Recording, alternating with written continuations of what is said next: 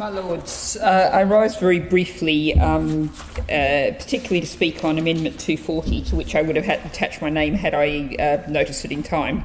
But I do want to say it's a pleasure to follow the noble Lord, Lord Clement Jones, and I think what he set out in terms of the problems of framework agreements are the kind of things we encounter very often on the pages of Private Eye, and it really is time that we actually saw some action on this. But addressing particularly the Amendment 240, which is intended to prevent the future use of VIP lanes for public contracts. Now, I rather suspect that a nation out there exhausted by politics is probably not this evening glued to your Lordship's Grand Committee chamber on the procurement bill. I looked it up and they're probably watching either The Simpsons or Britain's Parking Hell, judging by the schedule.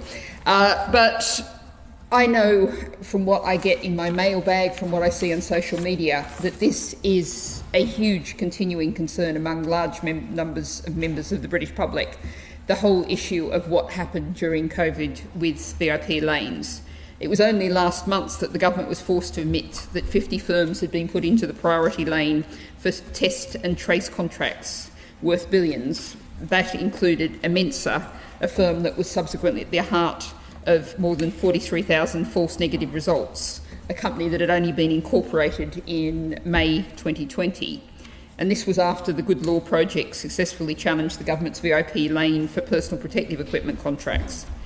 So we have a situation where people are looking now at politics and saying we want to see things done differently.